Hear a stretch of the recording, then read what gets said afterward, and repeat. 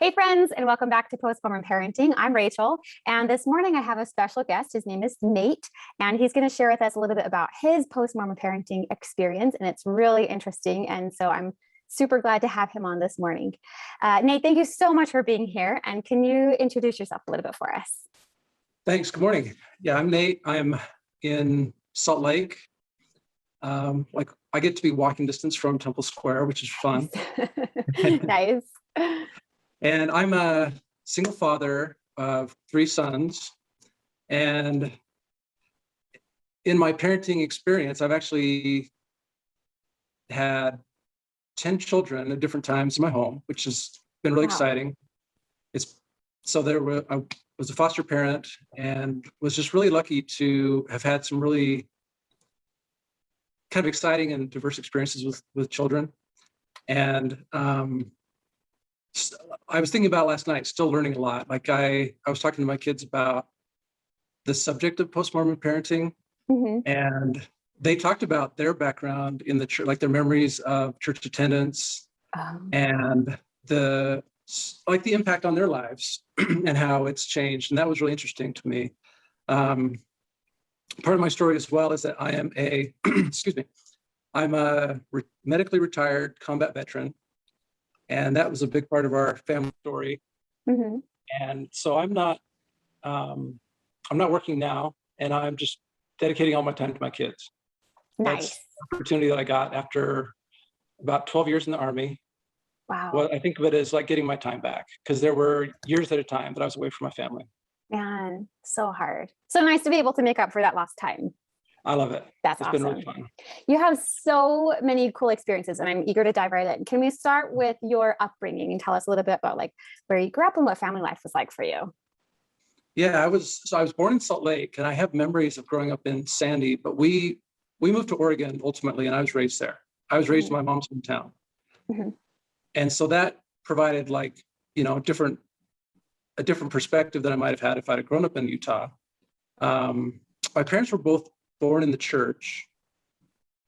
My father's parents were not very active in church, though, and he's an outlier in his family as a Orthodox believing member all of his life. And my mother was raised by a convert and a non-Mormon atheist. So I had all these influences in my life that were very, very cool. And I grew up with the pretty standard. I hear other ex-Mormons talk about, or Latter-day Saint people talk about growing up and going through all of the jumping through all the hoops in Mormonism. I don't know. I was baptized at 8. I attended seminary all through high school, and the only goal I had at age 18 was to serve a mission. I mean, incidentally, I enrolled in college when I graduated from high school, but it's a big part of LDS upbringing, is this focus on a mission and little else, I think, for me. And so I lived my entire youth focused on that one thing. And later I had a lot to figure out after my mission. I bet. I mean, even as young women, we were trained, almost from birth, right? You don't marry anyone except for a returned missionary. Right. The mission is the end all be all. You must do it.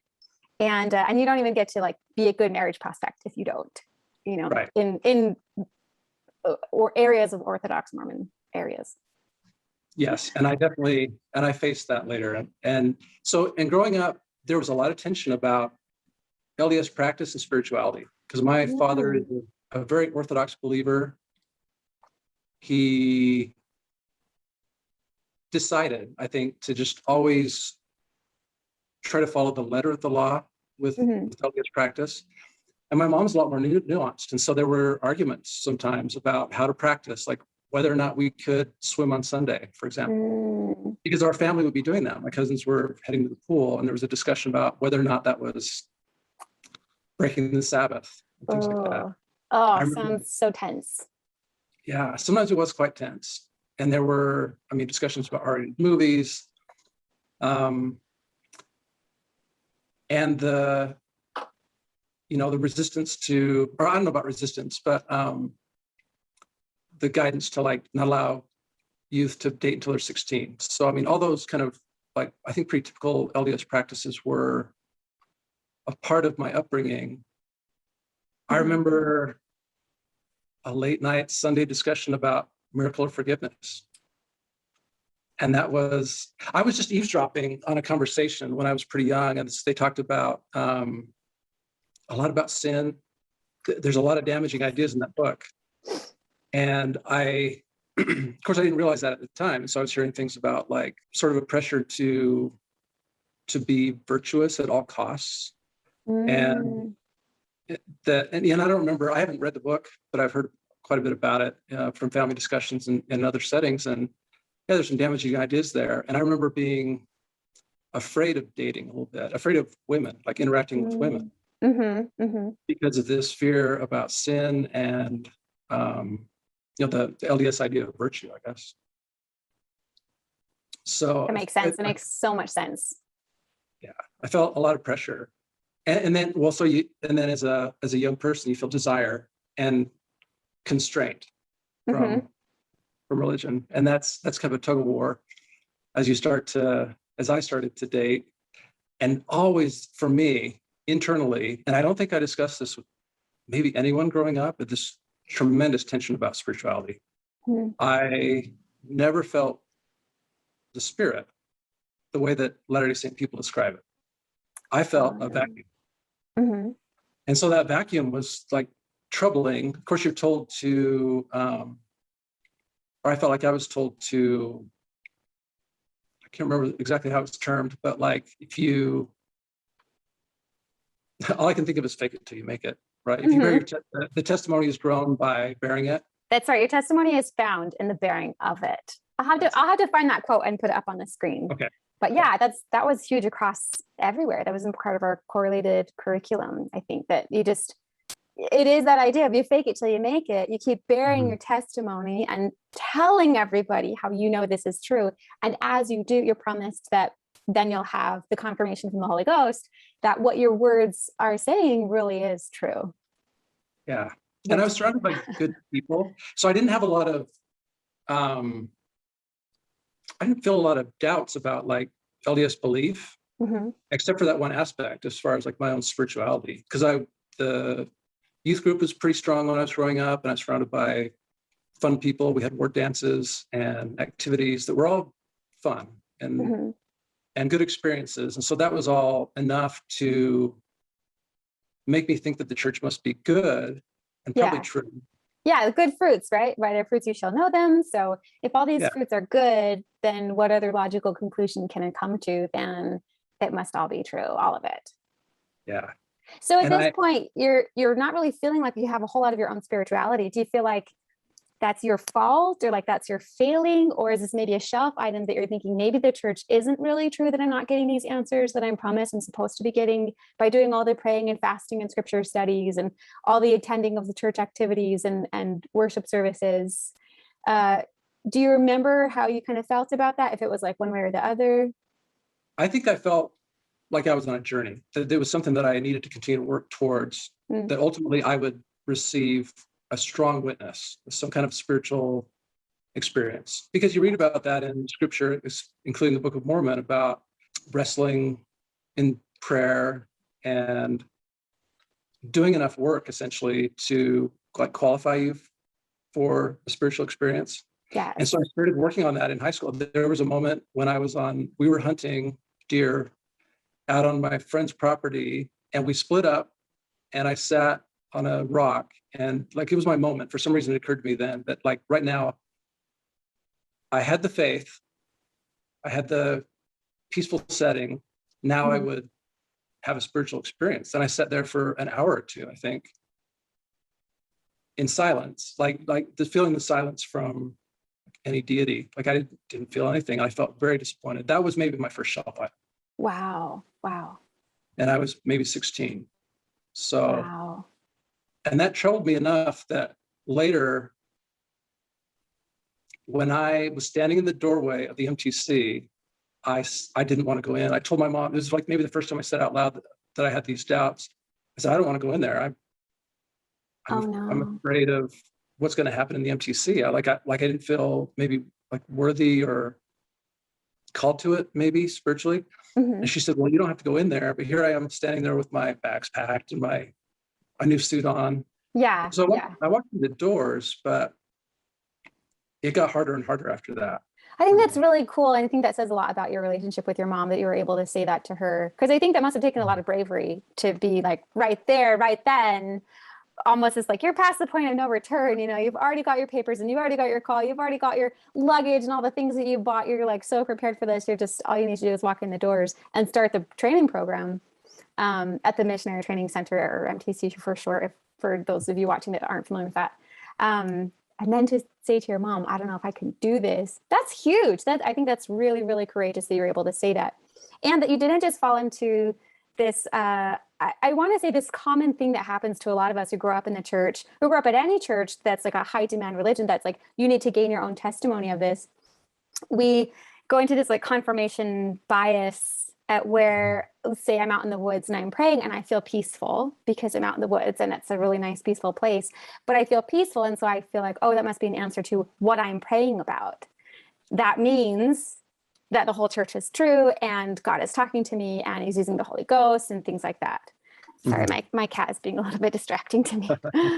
But I just think that's really cool that you were able to be really, really honest and authentic in yourself and not say, well, subconsciously be making up feelings or interpretations of feelings. And I don't know, I think back to my own experiences and I think I did that several times. So I think that's really admirable that you didn't. I mean, it must have made it a lot harder on you though. I was able to coast along and say like, oh, I have a testimony and I have a great experience. And I think that made it harder for you, but I think I appreciate your honesty and your authenticity with that. Well, and I was on a journey, right? So that part is accurate. I graduated from high school in 1995 and I enrolled in Ricks College, which later became BYU-Idaho. And that setting was good for me in a lot of ways because then for the first time I was in an LDS community, also with really fun people. And I attended devotionals and the Ward FHE, and almost all of those experiences were positive.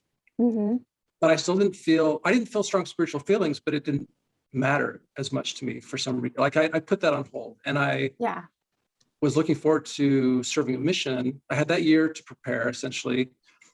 One thing that jumped out at me that was another really, really troubling thing was just the shocking racism, the racist language that I heard at Ricks College. At Ricks? Yeah. Oh, wow. I had some friends friends of a friend from South Carolina, and it got to be Martin Luther King Day. And the way that they spoke about Martin Luther King Day. And I had heard a lot of racist language growing up in a small conservative Oregon town. Okay. And still what I heard at Ricks from these Latter-day Saint youth shocked me.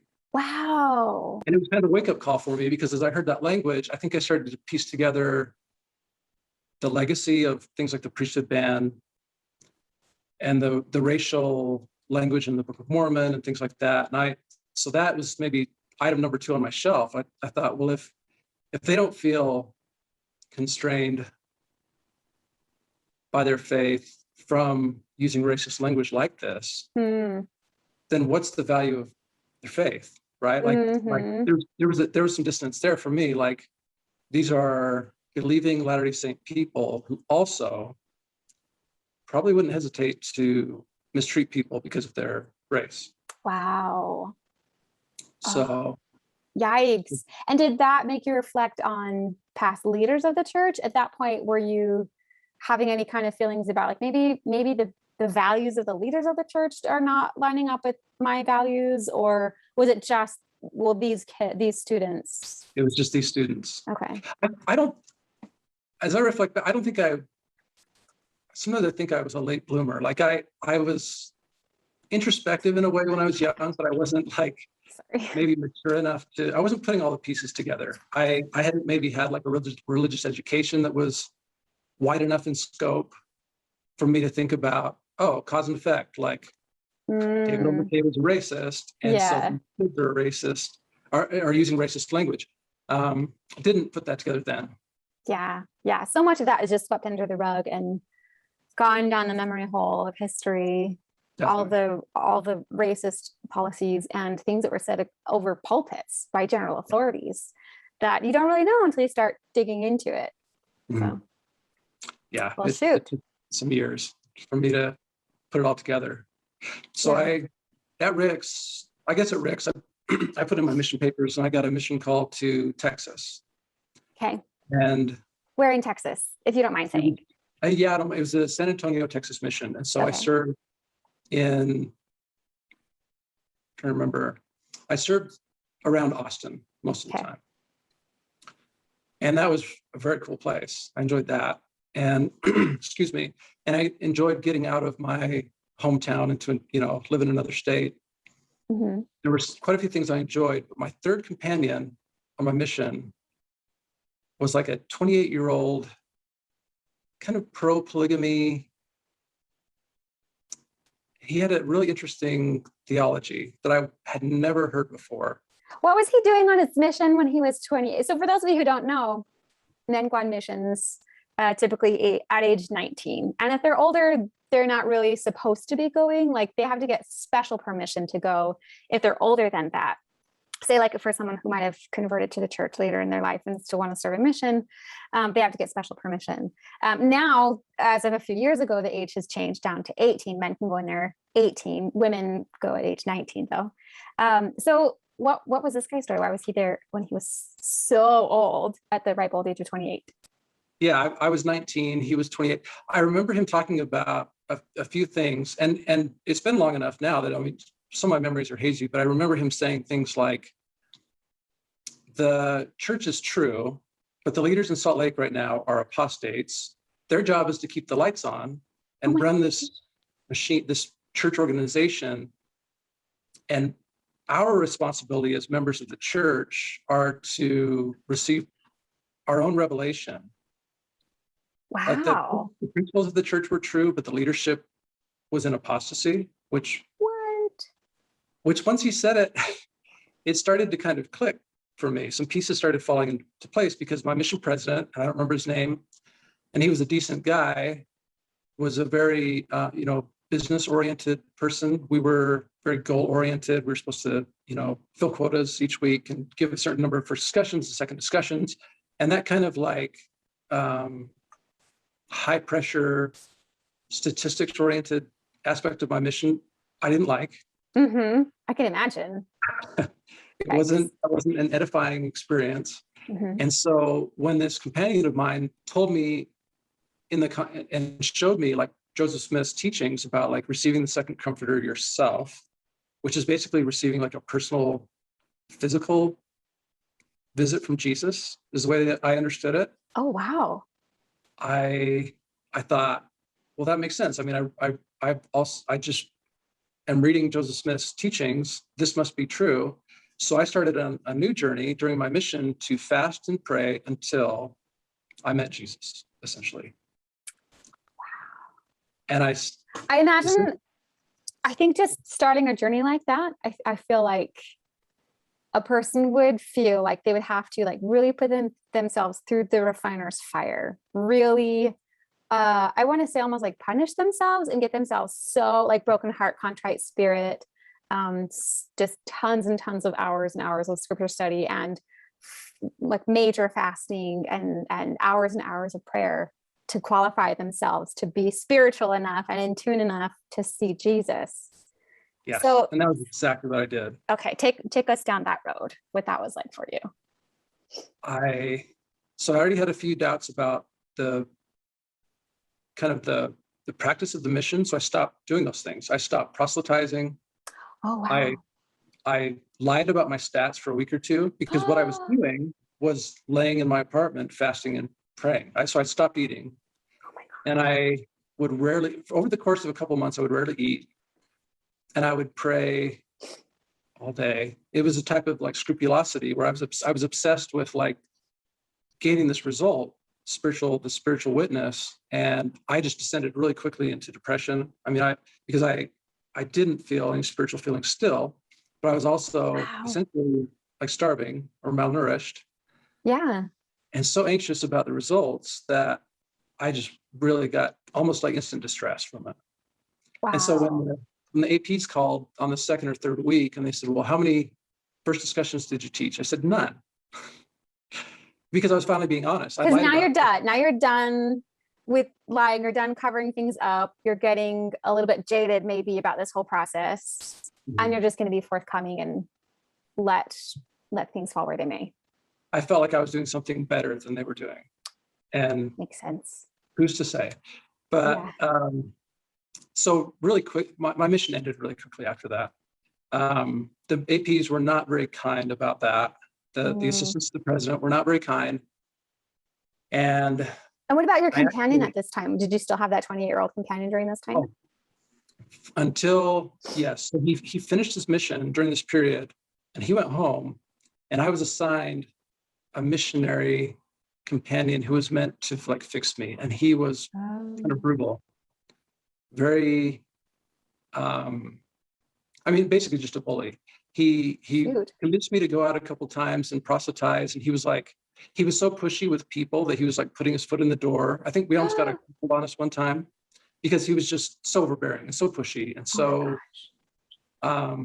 just absolutely intense.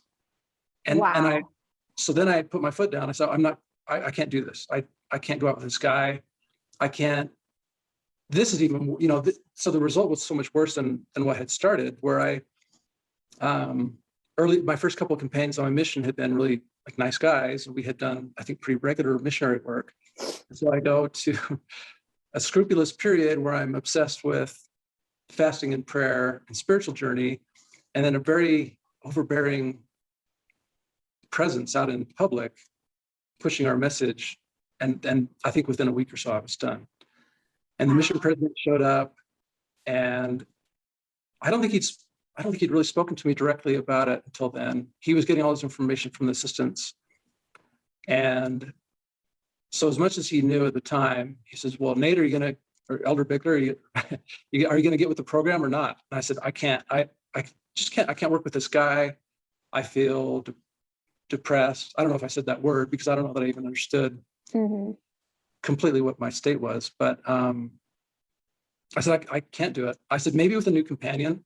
And he said, no, I'm not going to give you a new companion. You get with the program or you go home. I said, I'm ready to go home. So he's not like interviewing you, trying to ask and see what's going on, trying to figure out, like, help me understand where you're coming from. Not at all. He's just like, it's always been my way or the highway, and you're not on board. So either get on board or go. Yeah. And I said I was ready to go home, and he pulled an airplane ticket out of his pocket. He had it ready. He was so sure without even having talked to you beforehand. He was so sure. Wow. I was disrupting his program. I was way too disruptive for his program. And so I like hurried and packed my bags, and they drove me to the airport and sent me home. And I got off the airplane, and my mom, she was just sobbing. I mean, I looked like a skeleton because I don't know how much weight I had lost, but quite a bit. Oh, how terrifying for your mom. I mean, your dad too, but I just, as a mom, I can relate, like, oh, that would just be so terrifying to send off your son and be like, I hope you're okay. I'm going to pray to God that he takes care of you and looks after you. And then he comes back looking emaciated. Yikes. So how were you feeling about being sent home? We were like, fine, I didn't want to be here anyway. Or was it like, oh, I feel so shameful? I felt a lot of relief. And I also, my really intense spiritual feelings, or that quest I was on, I think I remember that it kind of dissipated because, well, for one thing, it hadn't got a result. And I was feeling kind of exhausted and disillusioned by it. And so I think I don't even remember how exactly this happened, but I think part of it was coming home. I was kind of put to work. I helped my mom on landscaping projects like I'd always done. And I actually moved to Boise. So new setting to new setting, I end up in Boise with family that I really care about and care a lot about me. And so I had space to recover quite a bit. Oh, good. And that was all very helpful. And did you talk with anybody about your mission experience, about why you were looking like a skeleton and what had been happening with you, like really deeply inside for the last few months?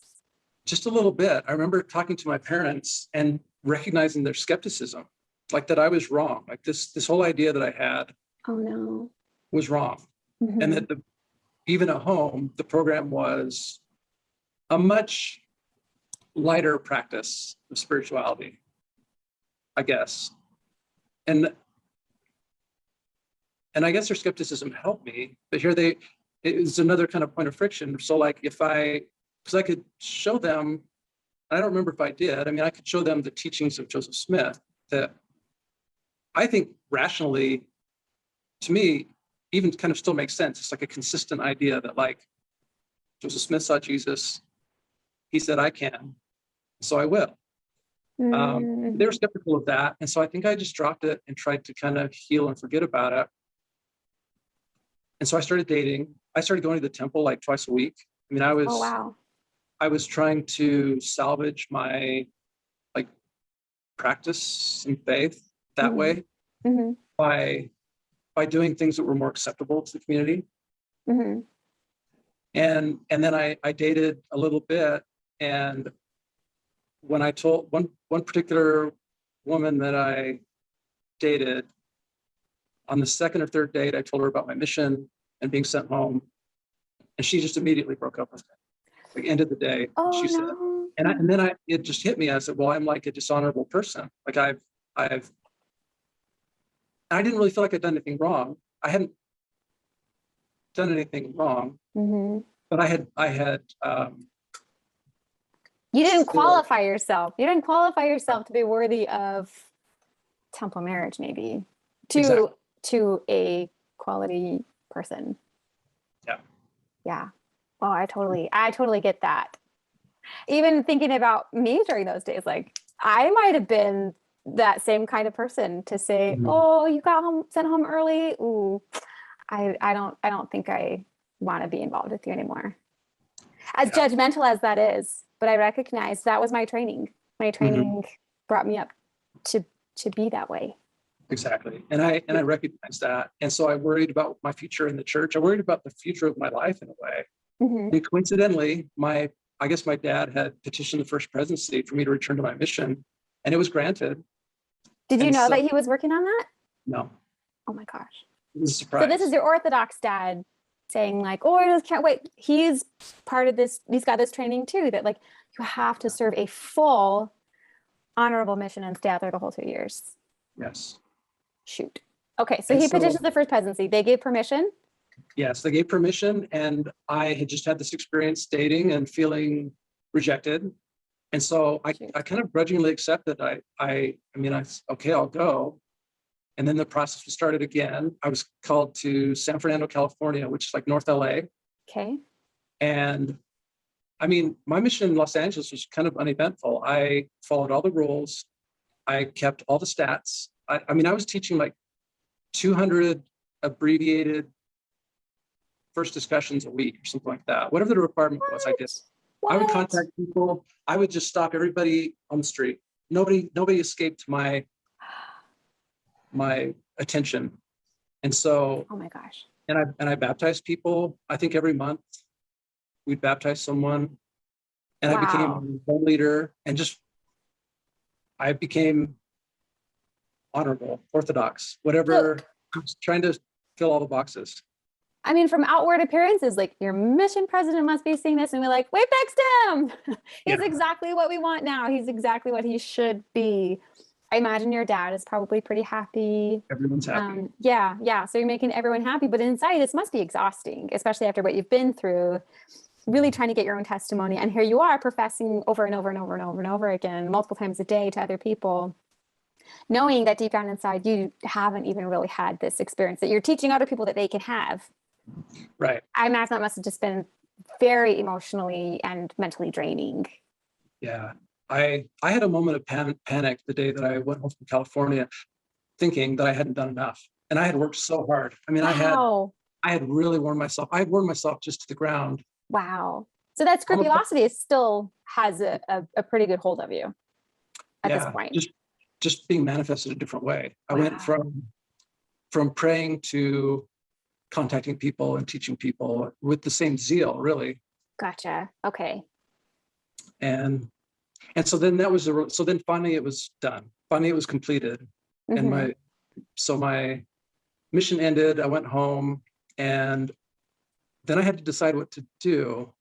When I enrolled at Rick's, I had enrolled in engineering, and I'd already realized I didn't want to do that. So I enrolled in BYU Provo because I have two younger sisters, and today they're still believing Latter-day Saints. Okay.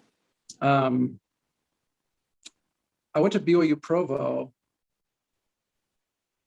and had to figure out who I was. This was my first identity crisis, I think. I still was kind of afraid to date, eager to date. Really kind of anxious. That purity culture really gets into you, doesn't it? Yeah. You must find a good spouse, but don't you dare do any sins while you are finding them. So Yes. scary, so high pressure. Yeah. Still a lot of conflicts. And so as much as I felt like the next step was to marry, I started feeling really these grating, irritated feelings at BYU, because every fireside I went to, we were told to marry. Like this, this is like a fireside or a marriage fair fireside, like one after another. And I was faced. Sorry to interrupt, but I had the exact same experience. So I went to BYU too. Okay. I got there, I was 17 when I started because I have a later birthday. And right from the start, I was 17.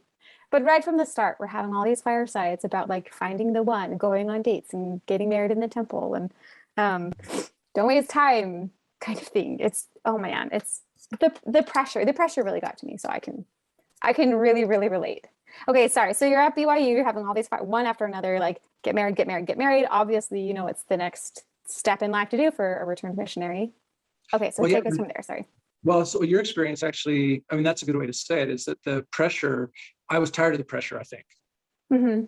After having spent most of 3 years with my mission experience, because I spent 9 months at home after I was sent home. So 3 years of my life had been tied up in mission and pressure. And I was starting to liberate myself a little bit. So when I was faced with the bishop's interview for the endorsement for BYU for my second year. So you finished a whole year at BYU? Yeah. Okay, gotcha. So you're at BYU. So you're going in for the ecclesiastical endorsement. You got to meet with the bishop. They got to say like, well, yeah, this person is living all the rules. They're worthy to attend BYU. And again, so you're saying, instead of scheduling that interview, I enrolled at UVSC, which is now Utah Valley University. Wow. Because I think I'd lost my faith. I was starting to. In fact, I had an experience where after all my temple attendance and things like that, I was sitting in a BYU student ward next to a friend of mine, and I fell asleep again in sacrament meeting, which I slept through a lot of seminary classes, and I slept through a lot of temple sessions. It was something that, I don't know, it was like... It's very relaxing, right? Well, it's relaxing, but it's not inspiring to me. I wasn't getting a message at any point that inspired me. And as I slept in sacrament meeting one time, my friend woke me up and said, "Hey, Nate, you're being rude, sleeping through sacrament meeting." And I said, "You're right. I'm not coming back." And it's like a literal wake-up call. Yeah. So wow. So on Sundays, I started climbing Y Mountain, like all the way to the top. Wow. And doing things outside. And that was another reason I just felt I couldn't go to the ecclesiastical interview with the bishop, because I stopped attending church and I had to escape. And I did. And so, and that was a very lonely time, because I don't think I told anyone why I was transferring out of BYU. I didn't know who I could tell, because I didn't think anybody wanted to hear it, or that they wouldn't, receive that message well. Absolutely. Yeah. And so, but then basically my life changed quite a bit. Then I was finally, so my own identity journey and my path to becoming a parent, I enrolled at UVU, and I was really passionate about learning Spanish because I had served an English speaking mission, and that really irritated me. I'd lost the Both opportunity. places were English speaking? Yeah. Oh man. And I picked up some Spanish. Yeah. Oh, good. And so I picked up some kind of intro Spanish on my mission, just because I was so interested. and some classes at BYU. And so I enrolled in Spanish classes in UVU. And I had a friend from Costa Rica who had invited me to visit their country. And so I started planning this trip to Costa Rica, and it was going to be, I was going to earn some study abroad credit. I had a really helpful professor at UVU who said that like, he would help me set up like this study abroad program where I would earn some credits during my trip or after my trip. And I met Erin, who I would later marry. Okay. And you met her in Spanish class? Met her in Spanish class. Okay. So that was a common interest we had. We were interested in Spanish and travel. And so when I said, I've got this trip to Costa Rica planned, why don't you come with me? She said, okay. So, so we did that. That's a fun third date. Yeah. That's about her third date, actually. So, that's really fun. So how long did you stay in Costa Rica then? I was there about 6 months. Okay. Erin was there for, I think about 2 months. She finished her semester at EBU and then joined me. So she was there for a couple months and we got engaged. And you got engaged in Costa Rica? We did. Oh, and by the end of our trip, we'd known each other for about a year. Okay. And we're engaged and we got married about a month after the trip. Okay. 2002. Yeah. Cool. So what's Erin's background then? Was she a member of the church? She was a member of the church. She was raised in Utah, born in the church like me. Her family had kind of a breakup with the church. I don't want to tell too much of her story, but when one of her parents left the church, Erin took a break. So about the same time that I was liberating myself from LDS practice, she was too. So when we met, we were both inactive. That's what we would call ourselves. Gotcha. So you get married and then you're finishing up your studies at UVSC, now UVU. And what did you study there? I entertained the idea of becoming a pharmacist, but I think before I really decided, we had our first child. He was born in 2003. And then I thought I should really graduate soon. It'd been this is a long time after I graduated high school. I'm still a student and now I have a child. And so I thought about my grandfather had served in the Korean War and he'd encouraged me to join the Army. And everything seemed to kind of line up for me. I talked to a recruiter, I enlisted in the Army, and then I enrolled in ROTC at UVU, which had a really great program. And all of a sudden I was on track to graduate with an end date and start a career as an Army officer. That's really cool. So once you graduate, you get a commission, right? Yes. So you have a job right off the bat, no need to go job hunting or anything. Yeah. So you have a commission, and then where did they send you? And so we were sent to Georgia. We went to Fort Benning. By then our second child had been born. And so we have 2 kids. And we make this journey to Fort Benning, Georgia. And almost immediately, my unit, so I show up, I'm a young second lieutenant, well, not so young. I was an older second lieutenant. I was about 27 years old by then. I was a medical service officer in an infantry battalion. And they had deployed a couple of times already to Iraq. And we got orders to deploy for their third and my first deployment to Iraq. Okay. And so we got orders for 18 months and spent 15 months in Iraq. Wow. That was my deployment. And during that deployment, our third child was born. So this is where you talked before about missing out time with your family. Those are really young little years, really young kids that you're having to spend 15 months away from, right? In the 5 years I spent at Fort Benning, I calculated that I'd only spent, I can't remember what it was, just a handful of months actually with my family. Wow. Because I went to Iraq twice, and there were training exercises and late nights, and I was on call 24/7 basically for 5 years. And so much of my time was spent, which is typical of an infantry unit. Okay. and I was their, medical support officer. And yeah, it was a really challenging time because I realize now that there was a couple of things that by the end of my first deployment, I feel like I was suffering from depression and PTSD. And something that I recognized very recently, it was moral injury. That's interesting. I think I'm familiar with PTSD and depression, but not moral injury. Can you tell us what you mean by that and what that looks like? Yeah, this summer, I think I was listening to a podcast and I heard someone describe moral injury, and a lot of things clicked because it's described as a feeling of betrayal by leaders. And, I had expectations about my mission that were not met, and I felt mistreated, and I had very negative experiences on my mission that affected my belief in the church, ultimately my belief in God, because by the time I deployed to Iraq, I was an atheist and considered myself an ex-mormon. Okay. That makes sense. I think a lot of our viewers will be able to relate to that feeling of betrayal by your leaders who were supposed to be like your moral authority, right? These are the people that are going to teach you what is right and what like the best values are and how we can keep the first great commandment, which is love God, and the second, love your neighbor. And like, these are the two main great things.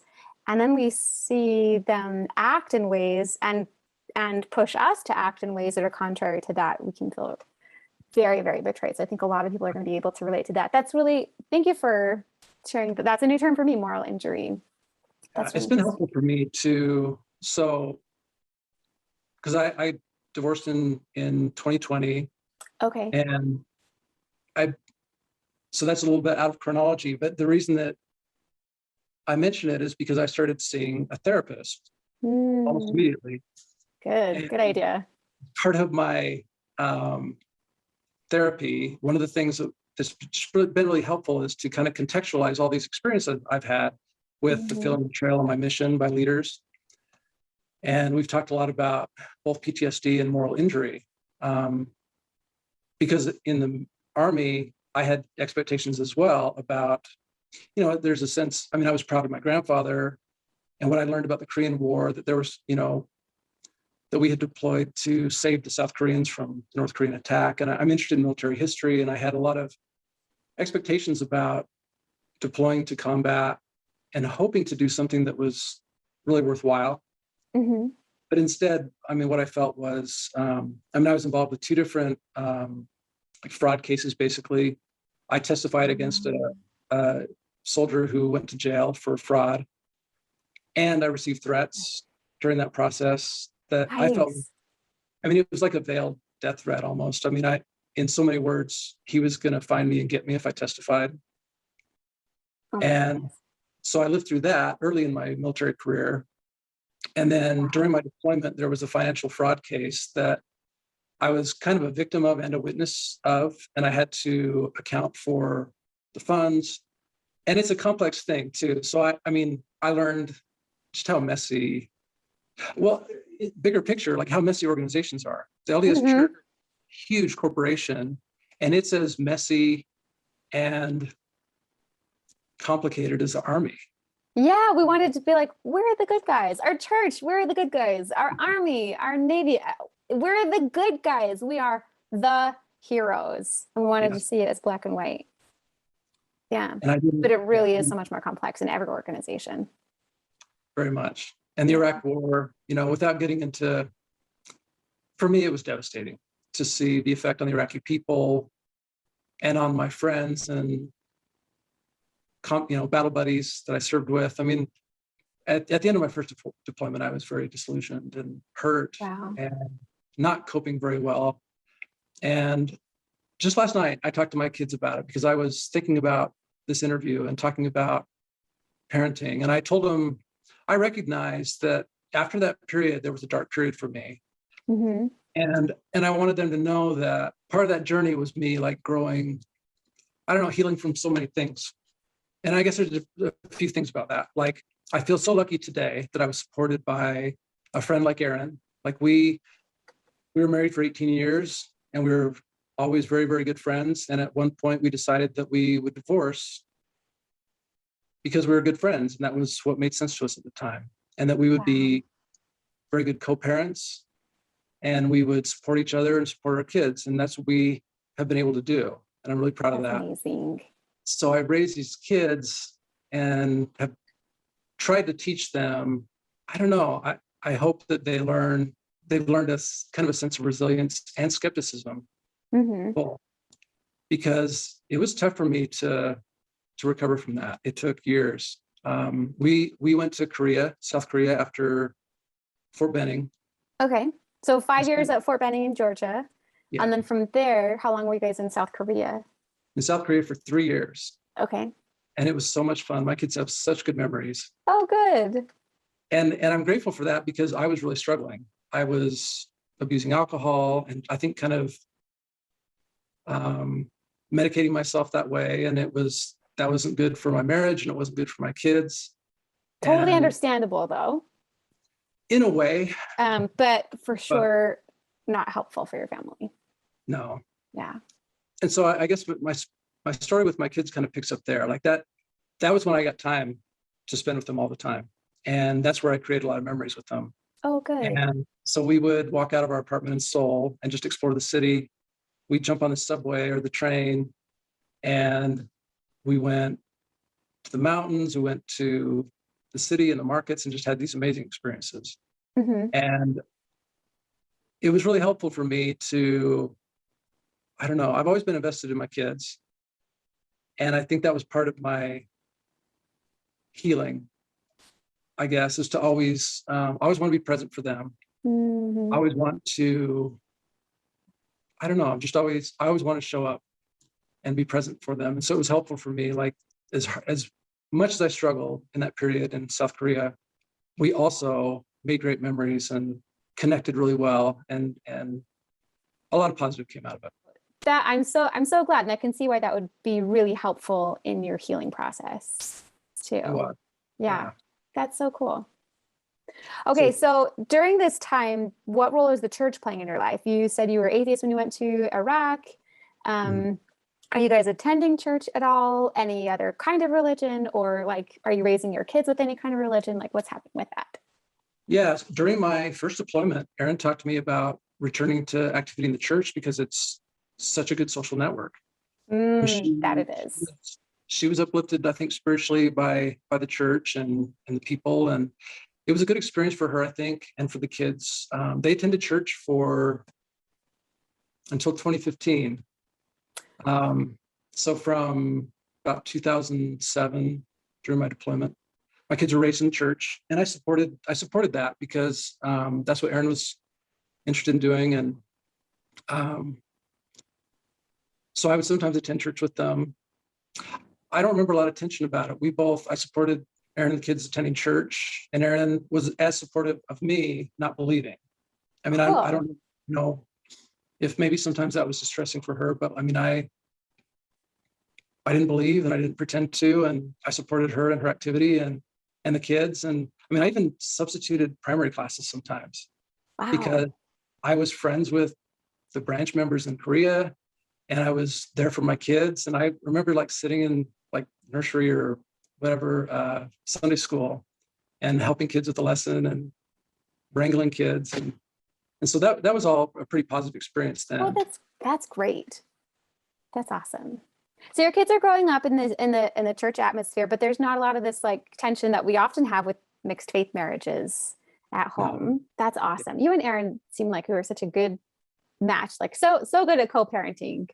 Yeah. And working things out together. That's awesome. Korea was a 3-year period with a start and end date. So for me, I had kind of a mental health crisis then. Ultimately, that was good because I think that it was finally a point where I stopped drinking alcohol completely, which is just what I needed to do because that's not good coping.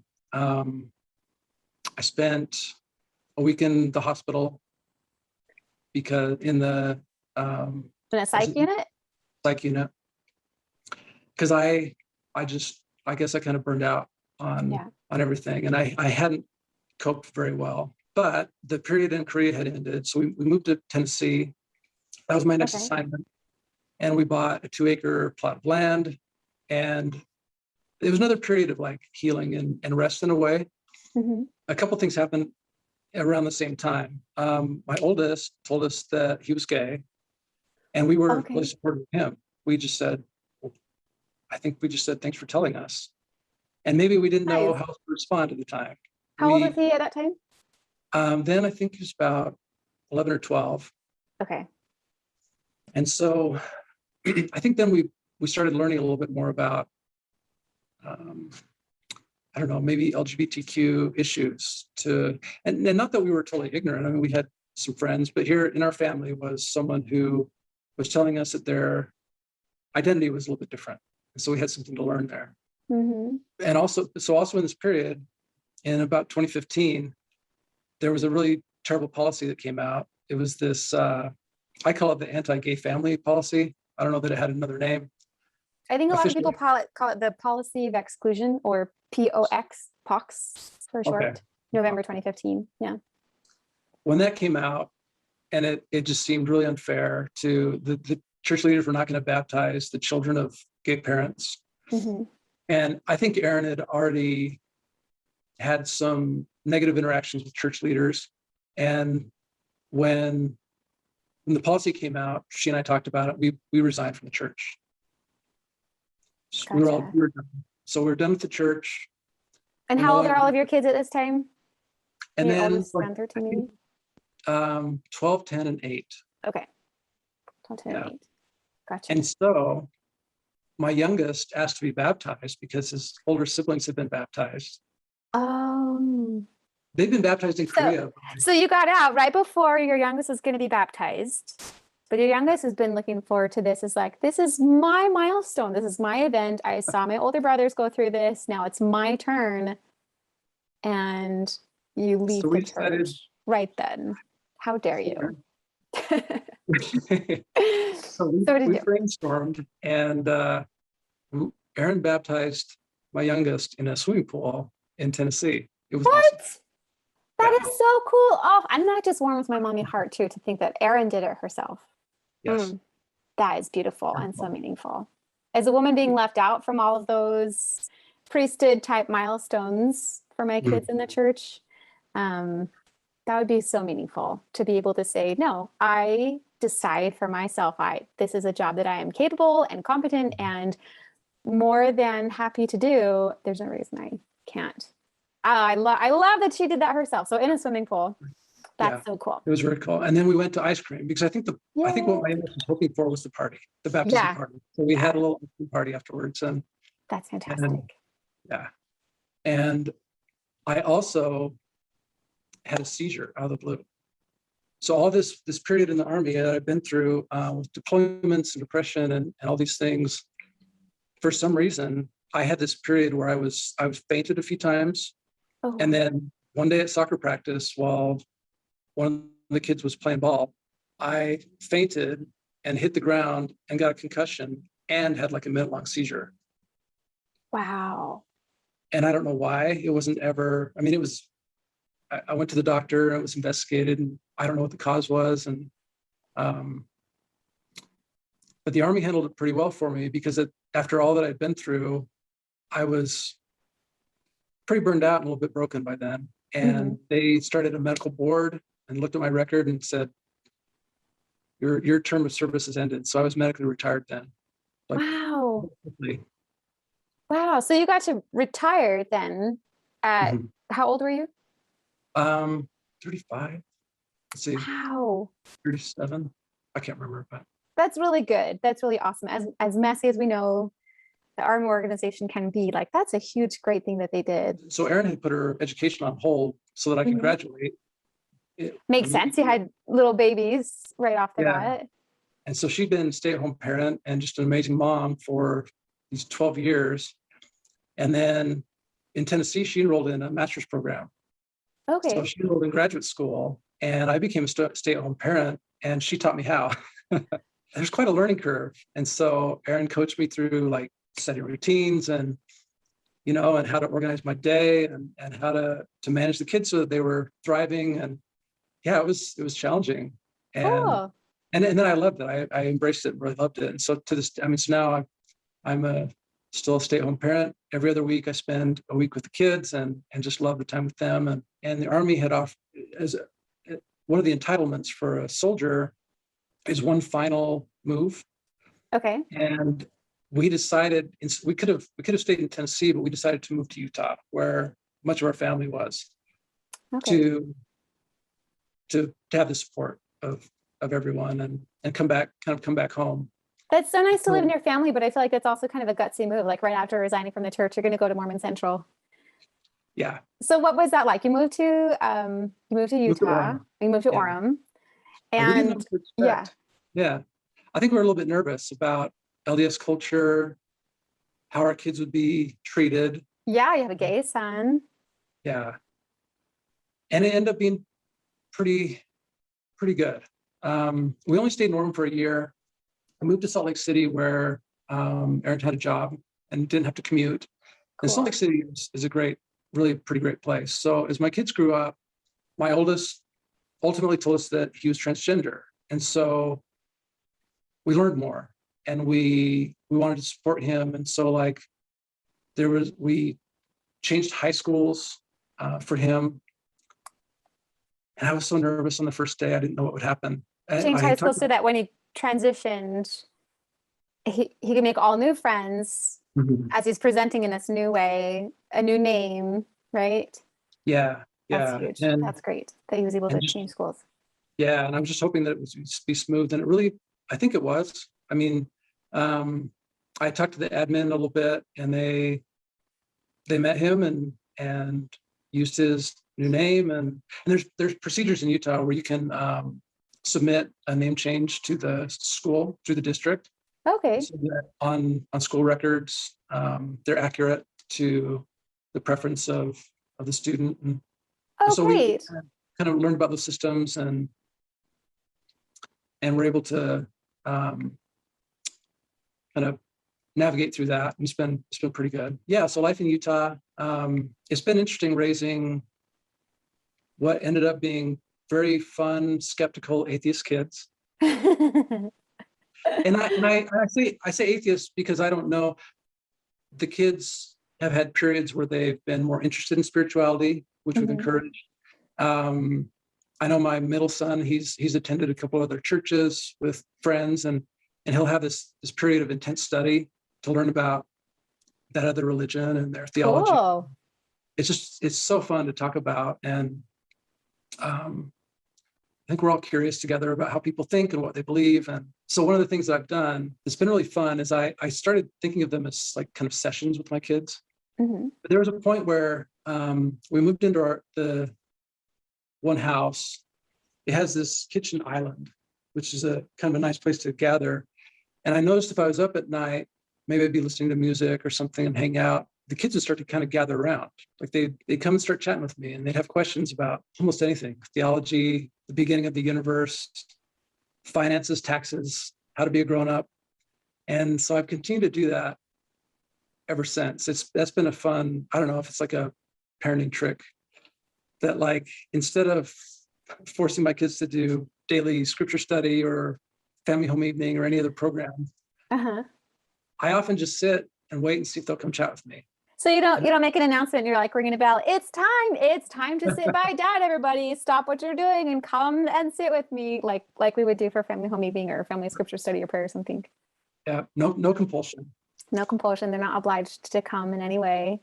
Yeah. I think that makes such a big difference for kids. I think it's easy to think about teenagers that way, but even my little kids, they hate it if they're obliged to do something. Yeah. But if it's something that's just like, hey, I'm available to talk to and I'm not distracted watching a show or busy doing something, I'm just sitting here just available. That makes a big difference. Yeah. And I actually pointed it out. Yeah. Sorry. No, go ahead. Well, I pointed it out last night because I was thinking about talking to you today. And I said, so I'm going to talk about our sessions like right now. And they laughed and they said, yeah, remember that time that we sketched out the beginning of the universe and we talked for hours about like how it all happened? And I was like, yeah, like that's what I love to do. So it's a little tradition now. And now huge. so and last summer I'm in an apartment in Salt Lake. Okay. And so the kids split their time. They go back and forth each week between mom's house and my house. And there's a learning curve to that. We've all had a little bit to get used to, but I'm really pleased with where we've gotten to. I guess it was last year sometime, my youngest told us that he's transgender. And so we learned his new name. And so not one, but two transgender kids. Yeah. Okay. So that's kind of nice. The older kid kind of pioneered the way, right? Yeah. And like paved the way for the younger kid to be able to say, okay, now I see how they handled that. I see kind of how that went through. So I think that made it a little safer for the younger kid to feel okay about coming out. Mm-hmm. Oh, that's so nice. Yeah. And so we've learned, different ways to support them. I changed the pictures that I had in the house a little bit. So to update them so that they're, I think current pictures are the best way to show. So they would see these pictures around the house of themselves when they were younger, but presenting as a little girl. Yeah. Right? Mm-hmm. That must have been very uncomfortable as they're trying to reestablish their own identity and who they really are and have been all this time. Right. Yeah. Cool. So I think that must be hard as a parent too, right? To take down those pictures and all those memories and what that meant to me. But it's more important to make sure that my kid is feeling safe and happy and having a good time and knowing that I respect who they are and have always been by putting up recent pictures. So that's cool. That's a good, I wouldn't even have thought of that. Yeah, there's a lot to, there's a lot to learn with every teen, right? And every kid is different. So it's there's a little bit more for us to learn about how they are, how they want to be seen in the world, I guess. And I feel really good about where we've gotten at this point. That's awesome. The kids everybody gets to choose, and the kids are not, we're not talking about purity culture. I'm not talking about sin. That's not part of my vocabulary. For my kids, I want them to live an ethical life, and I want them to treat people with respect and be considerate of other people. Those are the values that we talk about. I found it easy to raise kids without religion. Yeah. So I still have a background in religion, of course, from my upbringing, but I feel like I've had to deconstruct a lot of it. I've had to pick out what's good and what's maybe harmful from previous beliefs. And I guess I'll always be working on that to hope that how I'm supporting my kids, what I'm teaching my kids is really the best for them. Mm-hmm. Yeah, I agree. I think once you kind of get into the groove of parenting after a high demand religion, it feels easier, doesn't it? Yeah. You don't have to worry so much about all the little rules and or even all the big rules, and making sure they know, don't do this, don't do this, don't do this, don't do this. If you do, then you have to go through this protocol of repentance and confessing and, to make yourself clean and whole again. Mm-hmm. I think it's much more simple to show them these are the values that we embrace as a family. These are our family values. This is how to live an ethical life. And when you mess up, we know we can say sorry and try to make it up to the person. We all recognize that we harm other people sometimes, and they harm us sometimes, and we can learn and grow from that, and we can make it right. It feels a lot more simplified. Yeah. Yeah. Makes a lot more sense too. It does. Yeah. That is so cool. So how has life been for them now, living in Salt Lake County, going to school, maybe getting jobs? How are they treated there because of being transgender? It's mixed. I talked to my oldest this summer because I hadn't heard about issues for a while, but I think it's because he's unfortunately had to kind of grow thick skin. Oh. And he said that he hears slurs at work, at least weekly, at a restaurant in Murray or someplace. And it's really pretty incessant. The community here is, LDS leaders still use harmful language from the pulpit.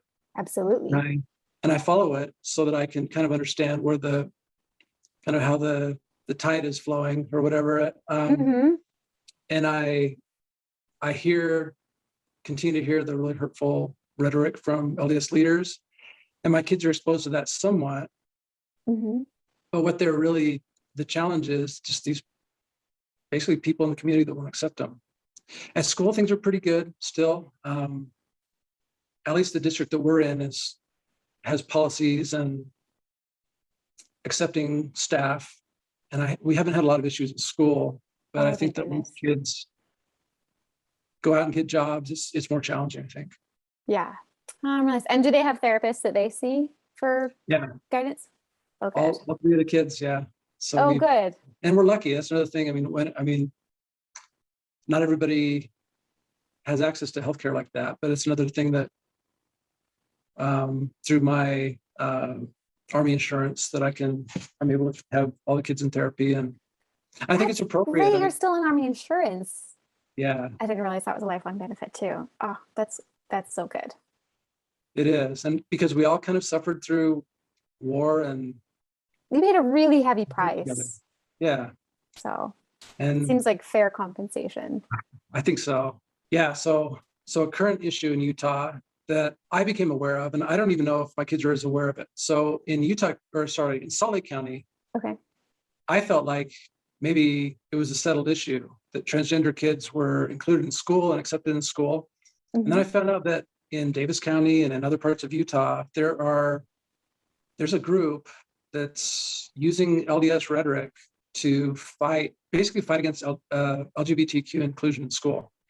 They want to prohibit the use of preferred pronouns and dead name kids and all this stuff. And it's really, really frustrating. I'm still learning about the issues. I feel like I've got to show up for my kids because there is a concerted effort against them.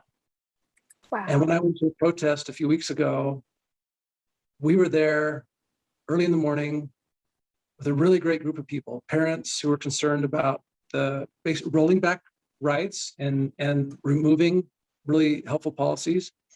These parents were there to speak up for basically the current policies. We had pride flags laid out and signs, and this group showed up and crowded right into our space, and they were carrying Ezra Taft Benson quotes that were really ugly. All of it was ugly. They were interrupting speakers and insulting our group, and it was also unnecessary. I don't understand why. I mean, I understand why they're doing it. They're compelled by this theology in kind of the worst way to try to restrict people from being themselves and having the freedom to identify themselves. And I thought it was really telling that they carried Ezra Taft Benson quotes. This is an overtly religious movement using Mormon theology and Mormon quotes to try and take away rights from kids in schools. It's just another example of so much harm that is and has been done by church leaders, by general authorities, and that continues long after they're gone. Yikes! That's huge. Yes. And you said that was the state school board, right? So even though in Salt Lake County things seem pretty good, the state board has some issues on the table that can disrupt all of that. Yeah, I guess there's a new state school board member who's part of this movement, or maybe leads the movement to take away rights from kids and to marginalize kids again in classrooms. And so it's really kind of blown up. It shouldn't be a debate. I don't think there should be a debate about whether or not my son is comfortable at school, but they're framing it in a way that they're saying that LGBTQ inclusion in schools is harming their cisgender kids because they're learning about other people. It's a really terrible argument. It doesn't even make sense. But I heard him say that over and over again, that the cisgender kids are being harmed by inclusion somehow. And that's a terrible message. What a terrible persecution complex. Now we're the ones being persecuted. Oh my goodness. Yikes. That's just awful. I'm really sorry. But I'm really glad that you're going to go and speak. There's a few different groups that have come together on the issue, and there's some really amazing women who are leading these groups. Parents are trying to kind of catch up because it's like this anti-inclusion crowd kind of snuck up on everybody and got their hooks Mm, into this school board. I think while people were aware, maybe a little bit complacent about rights in Utah, yeah. because things aren't settled, because there's opposition to equity in schools, unfortunately. Yeah. You know, and I think that brings me to another point of why people say, oh, you left the church, but you can't leave it alone. And it's, well, it's because of stuff like this. We need to be aware of things that are happening and, you know, which way the tides are going. We can kind of like take the temperature of the room, so to speak, so we know what's going on, so we know how we can step in when needed too. Exactly. Yeah. Because when I attended one of the meetings, I think I was the one person in the room who was not anti-inclusion. I heard them it was almost word for word what I've heard other LDS leaders say, like Elder Holland and Mr. Mm, Benson. They were using, without attributing it to these guys, they were using the same rhetoric. It was so familiar to wow. me that they were using LDS leaders' speeches to frame this school board fight, which is really Wow. inappropriate to me. I think it's really inappropriate they're taking religious language to justify taking back rights from kids. Yeah. Well, thank goodness parents like you are there and showing up for your kids and for other people's kids too, so that they don't get to feel like, oh, it's just unanimous. We're all here. We showed up. We're anti-inclusion. So it must be unanimous. We're speaking for everybody and we're going to make terrible policies. Well, thank you so much for showing up to things like that and for helping to make all of Utah better for all the kids there. And my kids have been hurt by the LDS Church, by the teachings, by leaders and members who are not really Christ-like. Yeah, it's incredible too how even they got out at such young ages. But even by then, they had heard enough for it to have been really harmful to them. Well, I'm so glad that they are on their own healing journeys, and that you are too, and that you finally, get to have this time to just be a stay-at-home dad and rest and take care of your own mental health finally. Before we wrap up, I want to share one cool resource that we have for parents, and this is a children's picture book called "Who Are You? The Kid's Guide to Gender Identity." And this was given to me as a gift, and I just appreciate it so much. It is written for little kids in mind, but obviously it can be used for people of all ages. I think it's I'll show a little bit here, and then I'll do another video for people to see a little more in depth this book. So it starts, "This is a story about you. The important thing to remember is that you are the one who knows you best." And then it takes you through to like when a person is born, people try to guess what their gender is, but it's really like it's up to you when you grow up. What do you like? So I love that. And then there's even this like fun little wheel at the end that it's like interactive, and you can put in like change it to what you like and how you feel and stuff like that. So this is a really great resource for giving kids that language, so that when they do come out themselves or their friends do, then they're familiar with words to say and words to use. Because I think part of the problem is kids, they don't have the language, they don't have the vocabulary to be able to express clearly who they are and what they want. And then a lot of things can kind of get lost in translation and be confused, and all that confusion can feel really traumatic for them. So if we can help things be more clear for them right from the beginning, I think that can really help avoid some of those potential pitfalls. Definitely. I think that's really excellent, because I think there's two parts of it. There's one part is for a young person to have the language to express how they feel and who they are. But we as a community should be prepared to accept that too, to allow them the freedom to express themselves. And that's what's so frustrating about the school board issue or other issues about inclusion in our community. It's frustrating that people aren't allowing that freedom. Absolutely. Absolutely. Well, Nate, thank you so very much for coming on and talking with us. Before we wrap up, is there anything you wanted to say or add, or any advice or words of wisdom you want to share with us? Maybe not. Thank you for the opportunity. I feel like I probably expressed all my thoughts. I mean, it's been a big adventure. I really am. I don't know. I guess I'm glad that I've had such a diverse experience. It's helped me to raise my kids. I feel like they've grown from it a lot. And yeah. Yeah. Thank you so much. I can't thank you enough for coming on here with me today and sharing your story. It's been such a good learning experience for me, and I'm sure it'll be helpful for so many other people too. So just thank you so much again. I really appreciate your time. Thanks a lot. Thanks. All right. Take care. Okay, bye. Bye.